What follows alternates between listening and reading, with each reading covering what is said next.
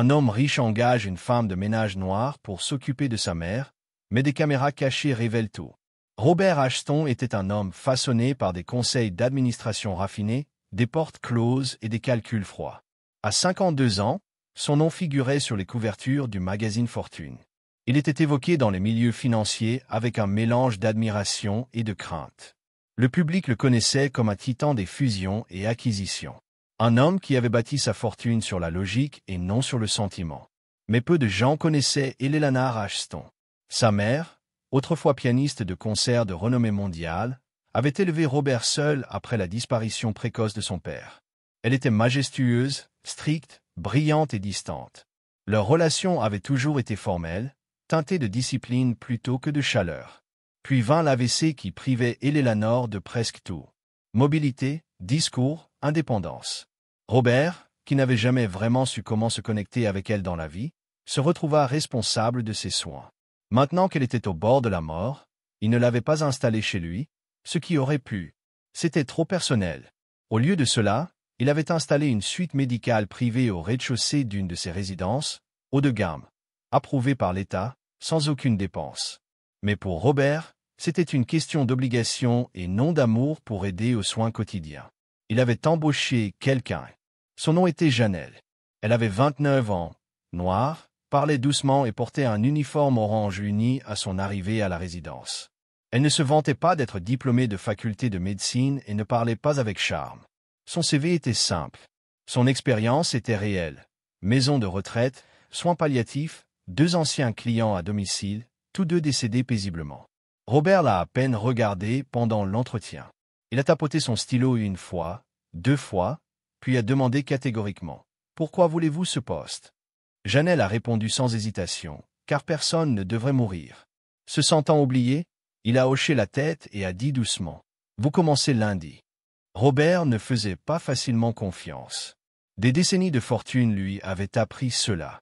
Alors, pendant que Janelle s'installait dans son nouveau rôle, il fit installer des caméras de sécurité discrètes dans la suite de sa mère, cachées, silencieuses, derrière des bouches d'aération, des lampes, au coin de cadres décoratifs.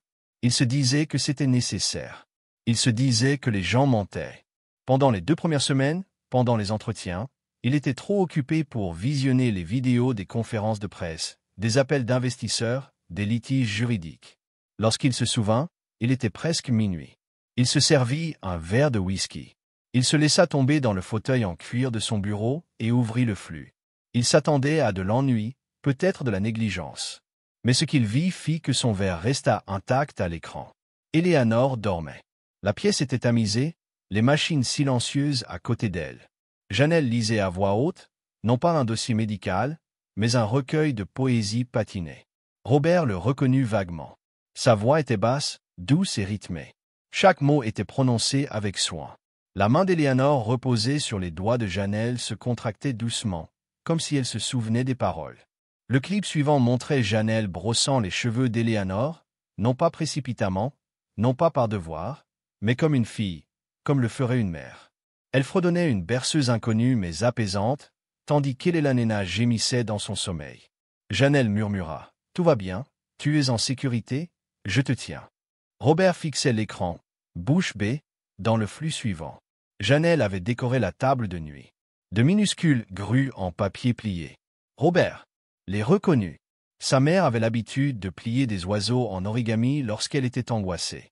Elle ne l'avait pas fait depuis des décennies. Un autre extrait, Janelle assise. À côté d'Eleanor, lui tenant la main. Une musique faible jouait en arrière-plan.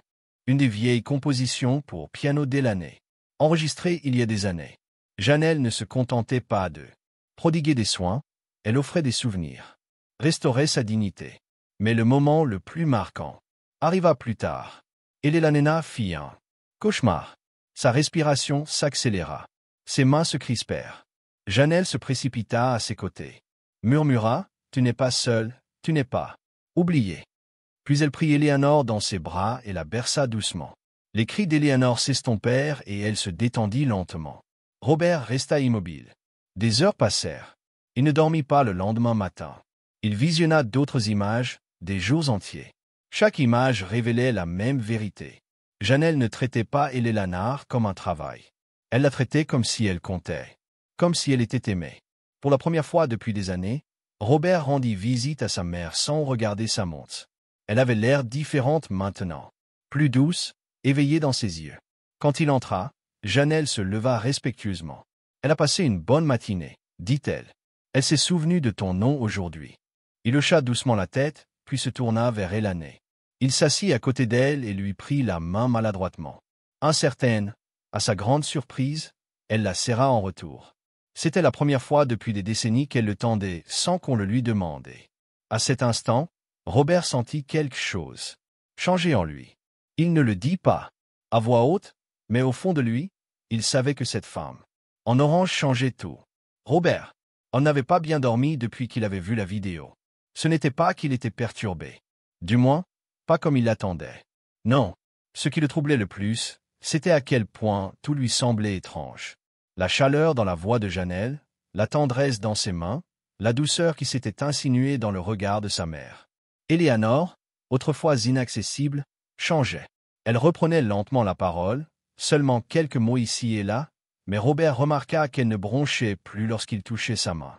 Son regard, autrefois lointain, s'attardait maintenant lorsqu'il entrait dans la pièce. Janelle était toujours là. Elle ne recherchait jamais les éloges, ne demandait jamais de suppléments. Elle travaillait simplement à plier des draps, à réchauffer le thé d'Éléanore, à mettre sa vieille musique le matin et à lire ses poèmes l'après-midi. Robert regardait d'autres clips, incapable de s'arrêter. L'un d'eux grignotait un mur qu'il n'avait pas réalisé avoir construit, et plus il voyait, plus une question résonnait dans son esprit. Pourquoi s'en souciait-elle autant? Un soir, incapable de résister à la curiosité qui le rongeait, il invita Janelle à s'asseoir avec lui dans le bureau. Elle hésita d'abord, s'essuya les mains sur son uniforme avant d'entrer lentement. « Tout va bien, monsieur ?» demanda-t-elle. Robert leva les yeux de sa chaise. « Vous avez fait plus pour ma mère en un mois que moi en 10 ans. » Elle cligna des yeux. « On s'occupe facilement d'elle quand on fait attention. » Il n'y avait aucune malice dans sa voix, juste la vérité. Il étudia son visage, calme et concentré, mais il y avait quelque chose sous-jacent, une histoire. « Nous sommes-nous déjà rencontrés ?» demanda-t-il. Elle pencha la tête, puis sourit faiblement. « Numéro. Mais vous avez rencontré ma mère ?» Robert se figea. « Je suis désolé. Elle s'appelait Lorna. Elle a été ta gouvernante pendant 6 ans, il y a longtemps. » Le souvenir la frappait comme un éclair. Lorna, calme, gracieuse, toujours en train de fredonner. Elle lui apportait des biscuits après l'école, mais ensuite, il s'est redressé. Elle a été licenciée. Elle a été accusée. Janelle a corrigé. Elle a volé des bijoux sur la coiffeuse de ta mère. Robert a eu un malaise. Il avait 17 ans à l'époque.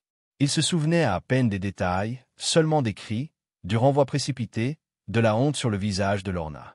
Elle n'a jamais eu l'occasion de s'expliquer. Ma mère y a cru. Je ne l'ai pas remise en question, a-t-il dit doucement. Elle ne l'a pas fait, a répondu Janelle. Je le sais parce que j'ai retrouvé le collier des années plus tard, enterré dans une de ses boîtes à couture, enveloppé dans du papier de soie.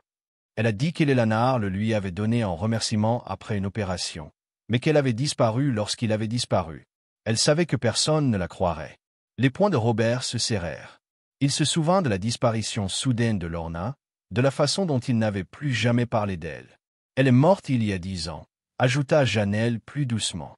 Mais elle n'arrêtait jamais de parler d'elle. Elanée dit qu'elle était une femme compliquée, mais pas sans cœur. Elle dit qu'elle avait déjà joué du piano pour elle pendant qu'elle faisait le ménage. Cela signifiait quelque chose pour elle. Robert déglutit difficilement. « Alors tu as accepté ce travail, sachant qui nous étions. » Janelle hocha la tête, pas par vengeance, si c'est ce que tu penses. Je voulais juste la revoir, non pas comme la fille d'une bonne, mais comme quelqu'un qui pouvait rendre ce qui avait été pris. Un silence s'installa entre eux. Robert se leva et se dirigea vers la fenêtre. « Je suis désolé, dit-il à voix basse, pour ce que nous avons fait, pour ce que je n'ai pas arrêté. Je suis pas là pour m'excuser, dit Janelle. Je suis là parce que les gens méritent une meilleure fin qu'un meilleur début. » Sa gorge se serra. « Tu l'as ramenée, murmura-t-il. Je pensais qu'elle était déjà partie. Elle avait juste besoin d'être revue. » Janelle dit que ce soir-là, Robert avait fait quelque chose qu'il n'avait pas fait depuis des années. Il s'assit près du lit de sa mère, lui prit la main et l'écouta. Elle prononça 3 mots clairs. « Tu es revenu. » Ses yeux se sont embués de larmes. « Je suis désolé. Cela a pris tellement de temps à partir de ce moment-là. Robert lui rendit visite tous les jours. Il l'aida à se nourrir. Il lui demanda quel poème elle aimait. Il écouta des enregistrements de ses concertos préférés. Lentement, la présence d'Éléanore revint, pas complètement, mais suffisamment pour réparer quelque chose de fracturé. Un après-midi, Janelle fit rouler Éléanore dans le jardin. Robert les rejoignit. Le soleil était doux et les arbres se balançaient. Elle adorait cet endroit, dit Janelle. Ta mère m'a dit que c'était là qu'elle répétait avant ses concerts. Robert la sourit. J'avais oublié qu'elle ne l'avait pas fait. Janelle a dit que dans les semaines qui ont suivi, Robert a pris une décision discrète. Il a retracé l'histoire de son équipe, interrogé les anciens employés du domaine et découvert plus d'un cas où des personnes comme Lorna avaient été discrètement licenciées, sans procès ni voix. Il a créé un fonds baptisé l'Initiative Lorna, un programme de bourse et d'aide juridique pour les employés de maisons accusés à tort. Lors de la cérémonie de lancement, il a demandé « Janelle ». Pour prendre la parole, elle est montée sur scène, vêtue d'une robe bleu marine foncée, qui ne portait plus d'uniforme, et a déclaré « La rédemption ne se résume pas à s'excuser, elle se construit après la vérité ». Le public applaudit vivement à la résidence. La santé d'Eléanore déclina lentement, mais durant ces derniers mois, elle fut entourée de soins, non seulement de la part des infirmières, mais aussi de son fils et d'une jeune femme qui avait toutes les raisons de la haïr, mais qui avait choisi de lui offrir son amour. Lors de son dernier jour, Éléanore leur tenait la main. « Elle aurait été fière de toi », dit doucement Janelle à Robert. « Non », murmura Robert en la regardant. « Elle aurait été fière de toi. » Si vous avez aimé cette histoire, n'oubliez pas de mettre un j'aime et de vous abonner pour découvrir d'autres histoires émouvantes, dramatiques et inattendues.